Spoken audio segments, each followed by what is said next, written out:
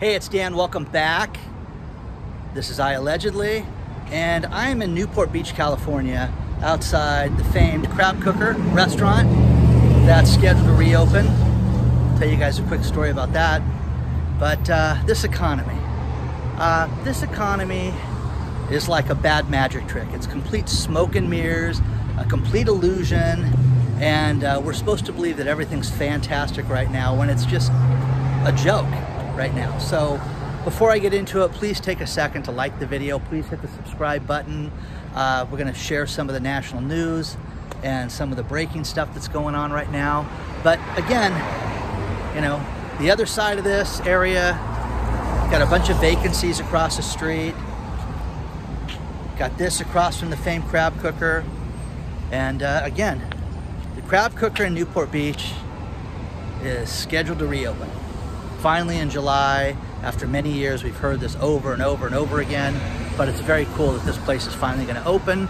For those of you that know the area, the piers that way, you've got the old spaghetti factory right at the end here, but we're gonna walk down through, I like some of the shipping warehouses and things like that. I'm gonna show you guys that, so let's get into it.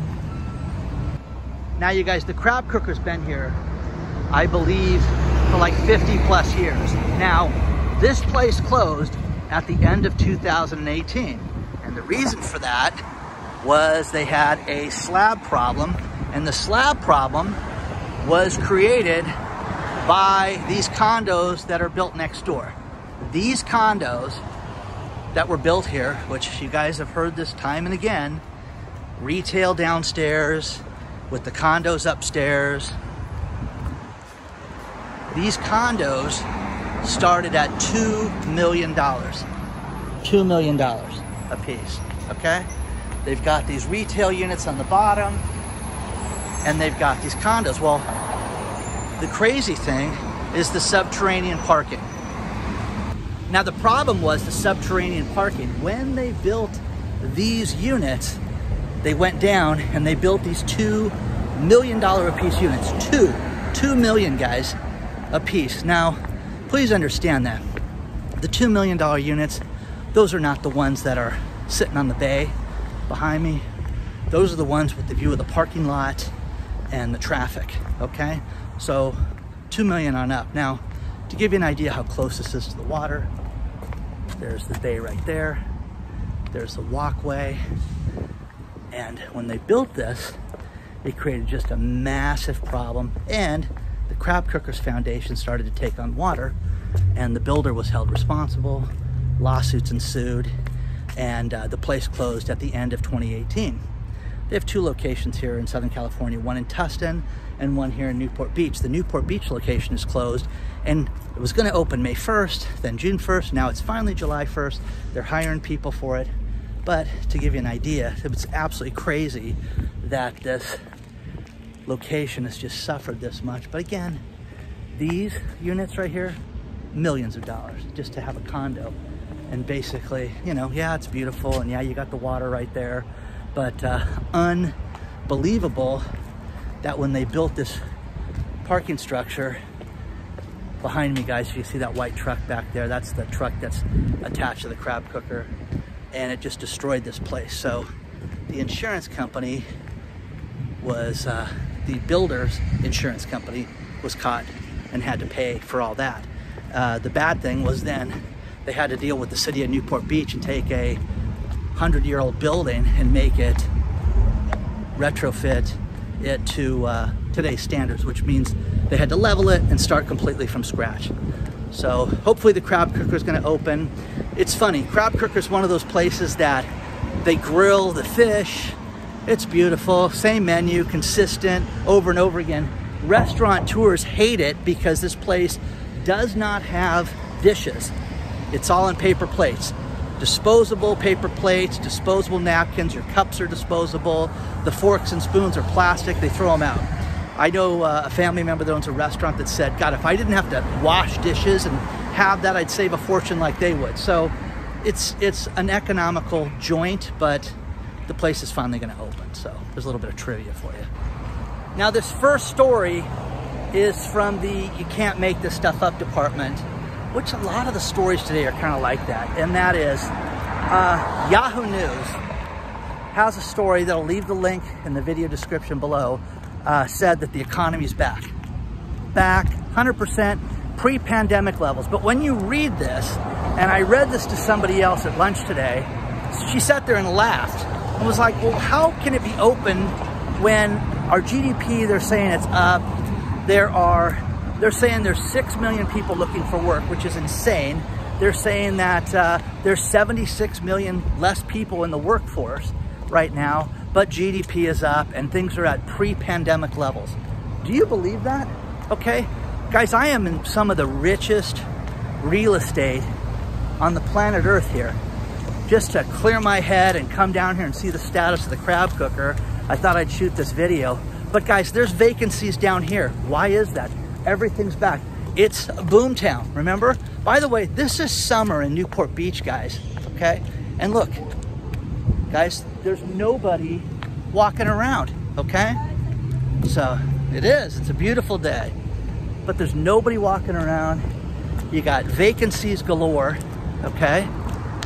It's absolutely crazy, but GDP's up, there's less workers out there. And again, smoke and mirrors, guys. It's a complete magic trick that they're trying to pull over. And if they say it enough, you know, which is great. Remember the movie Animal House?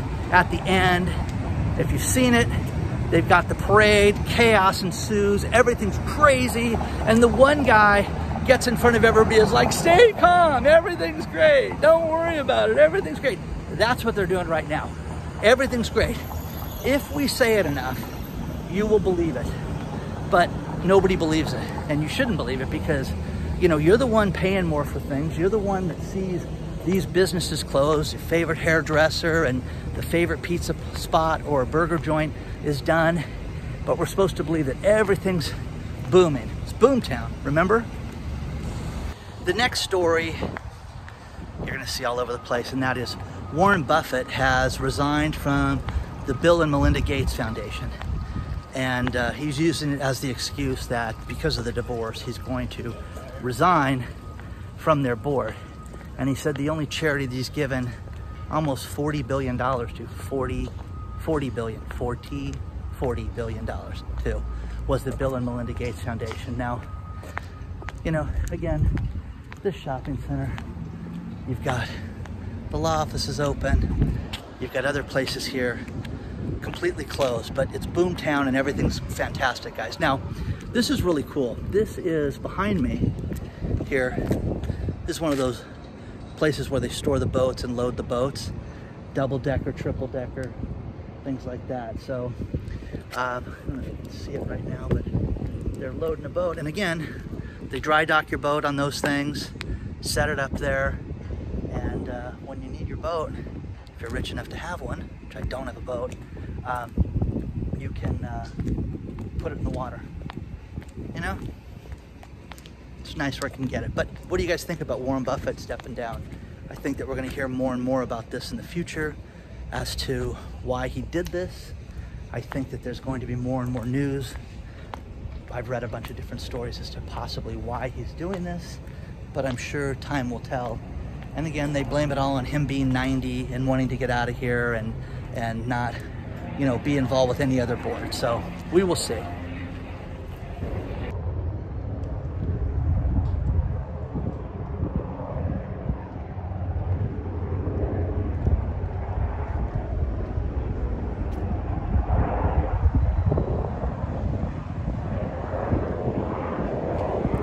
The next story is our favorite lately, cryptocurrencies and Bitcoin and shenanigans, Dogecoin and things like that. There is a guy who went out and became a millionaire because of Dogecoin, and refuses to sell his Dogecoin because it's dropping. Lost $167,000 the other day in one day. Glauber Contasoto, cool name. That's what caught my eye, Glauber Contasoto. This guy invested 250 grand. Now, first of all, the guy had $250,000. It wasn't one of these $20 made him a millionaire, but the guy was a multi-millionaire because of Dogecoin at one point. And needless to say, This guy is not a millionaire anymore.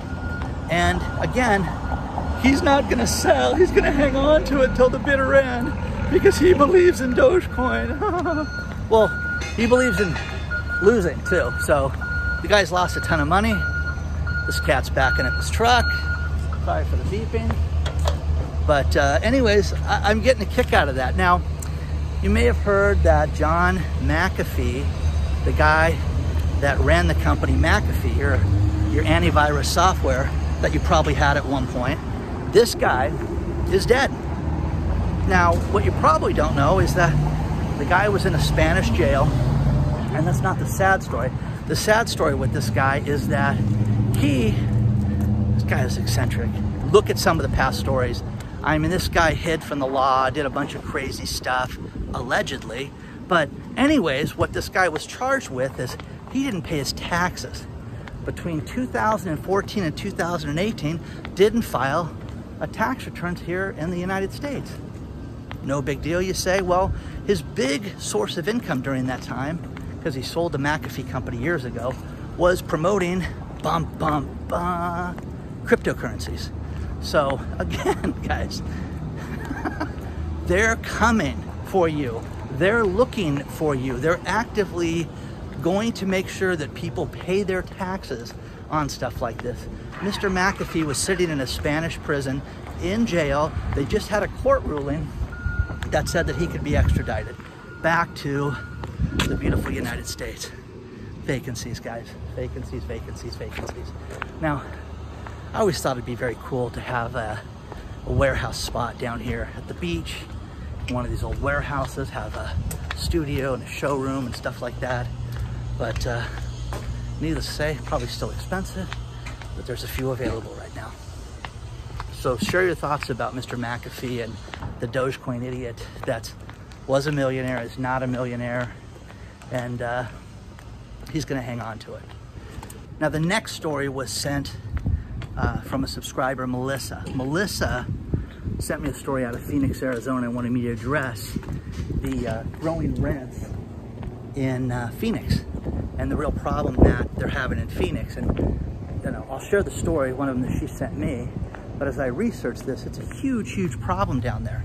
And what the problem is that rents are skyrocketing right now, even in the worst areas, even in the tougher part of town. And you're seeing one-bedroom places that are $1,400 now are going for $1,600. Some of these places are in neighborhoods that are so dangerous that she said you can't go out at night.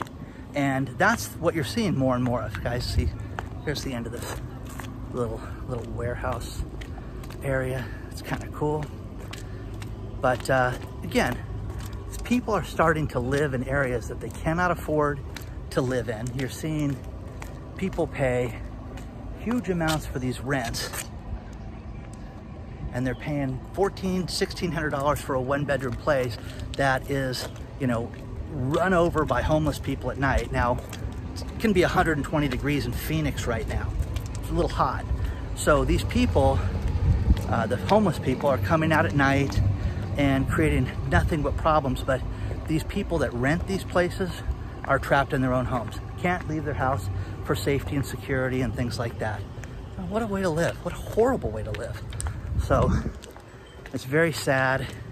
And, you know, again, the person I had lunch with today, we were talking about the dynamics of, okay, check this place out, guys. Vacant. Totally beautiful. Look at this. Look at the parking. Look at this warehouse place. Guys, that behind me, that's that same bay that you just saw me walk away from, okay? So, again, boomtown. Everything's great. Everything's back. There's nothing to worry about, and there's places like that are sitting vacant that were never vacant before. But the economy's back. Don't worry about it. But as far as these places to rent, and as far as the communities, you're going to see people have to make tough decisions, and that's to share houses and to live together and things like that. And again, the dynamic, the woman I had lunch with today lives alone, likes living alone. Got a house with a few bedrooms for her and her dog. That's it, okay? Well, the point is that she's got the privacy. Doesn't have to worry about people with her. Now, throw somebody else in the mix, and you know how it is. You've got a roommate now, okay? And you've got the kitchen being used when you don't want it, and noise and all this stuff. But do you trade that for the degenerates outside? And the crime is only getting worse. And if you watch JB and other channels like that, you know, security is the #1 thing. You've got to be prepared right now and be safe. But again, look at this, guys. I'm in the backside of a restaurant called The Cannery. Just gonna spin this around for you guys real quick. Isn't that cool? Again, I come out here, just sit, clear your head, walk, get a cup of coffee, think. Everybody needs to do this. It's very, very productive to do this. So I'm on the back deck of The Cannery, for those of you that know the area or don't know the area, but this is a bay that's kind of got a dead end to it, you know? And again, you've got a restaurant across the way called Blue Water Grill, and you can pull your boat up and you can eat there. But look at these condos and houses that are for sale right here on the water. Again, retail downstairs, your house upstairs. I'm in the corner of Lafayette and 30th Street, and again, behind me is the bay. I'm gonna walk towards Newport right now. But there's two conflicting CNBC stories. One of them, first things first, is Jerome Powell talking about how he does not see inflation happening like it did in the 70s. Now, I don't know about you guys, but regular unleaded gas here in California is at the highest point that it's been since 2008, okay? Well, that's enough to get people freaked out. It's here, the average gallon of gas is $4.25, okay, which is insane. We've got more taxes and all this other shenanigans. Again, these little places here, you've got the retail downstairs, you've got the bitchin' unit upstairs. It's kind of a nice place to live, I guess. Anyways, but when you talk about another CNBC article, it says the only problem would be the challenge with the labor force and getting people hired, and that at the end of April, which I love how these numbers are like 2 months behind, that there's 9.3 million jobs available. Well, I think there's more than that. I think there's a ton more jobs available right now. And I think that people don't want to work for 12 hours a week. Now, I know a young man who has a full-time job working for Starbucks right now, and he works 3 to 11:30. Okay, that's his schedule in the evening time. Wanted to get a full-time job during the day, and every place he interviews will give you 12 hours. We'll give you 6 hours. Well, nobody can live on that. In fact, this kid can't live on it, so he has to get a second job, which is fine. That's what you got to do to make ends meet sometimes. But one place that hired him today, and he called me about this and said, what do you think about this? If I take the 12 hours, I cannot work any other place during the week. Okay, well, that's kind of ridiculous. Well, we may want you more. Well, what do you think the possibility of me working more during the next month is? Oh, no way, that's not gonna happen. But you can't work anyplace else, so pass. So all these available jobs, it's ridiculous. Oh, look at this new construction right here. Hey guys, you can move in here. Okay, I'm sure those will be $4 or $5 million bucks a piece. You know, enjoy. But again, the inflation, the high job numbers, all this stuff that's out there, man. See, here's what's nuts, okay? As I walk down another street, and I'll check out the street name, but you guys, I mean, these bitchin' warehouses, these are so cool. Gosh, this is just so awesome. But available, you know? Guys, I could throw a baseball and have it hit the ocean from where I'm at. But that's available, okay? I mean, come on, guys, this is nuts. But everything's perfect and the economy is smoking. Everything's unbelievable right now.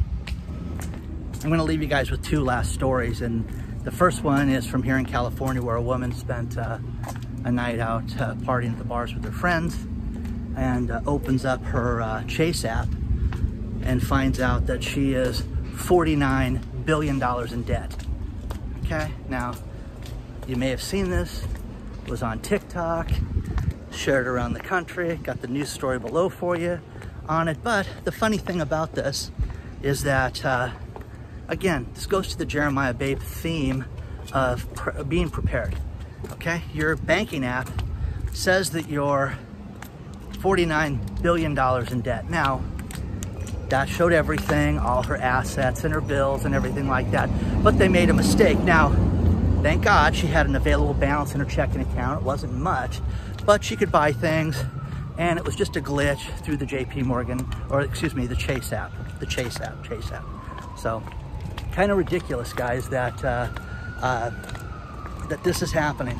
I don't know how about you guys, but I'm not too trusting of banks these days, and I don't think anybody should be. I get stories sent to me all the time about the Chase branch, the Citi branch, the Bank of America branch, the Wells Fargo branch is still closed. No reason, they're just closed. Days on end, no reason at all. And the other thing, the last final story is Britney Spears. Britney Spears has a conservatorship because her mental health was not that good a few years ago, okay? Now, Britney is at a point now that she wants to start touring again, feels she's up to it. But she does not want to go out and make tens of millions of dollars in a year and have it be dictated on who's going to run it through her father and through the conservatorship. So she wants it left to herself. Now, she lives in Las Vegas. She could have a Las Vegas a show. Now that things are opening up again, Britney could make a ton of money, and she is going to plead her case in front of a court. This will make huge news. The best part is this is not supposed to be taped. You're never supposed to hear her testimony live, but I guarantee you some degenerate will tape that testimony. It'll be leaked through third parties, and we'll hear exactly what Britney has to say. But again, guys, office space for lease in the Gold Coast, you know, of Newport Beach. Do not forget to like the video. Please hit the subscribe button. Share this with all your friends and colleagues. Again, guys, the emails down below, I try to answer everything I can. Guys, it's getting crazy. Some days there's just so many emails. We've got the Patreon channel you can sign up for, and all the social media contact is below. Onward and upward, guys. But again, this economy, that is, everything's back, guys. Everything's back. But here in Newport Beach, you know, I just showed you 20 places you could rent, okay? But everything's smoking and on fire. Good luck to each and every one of you.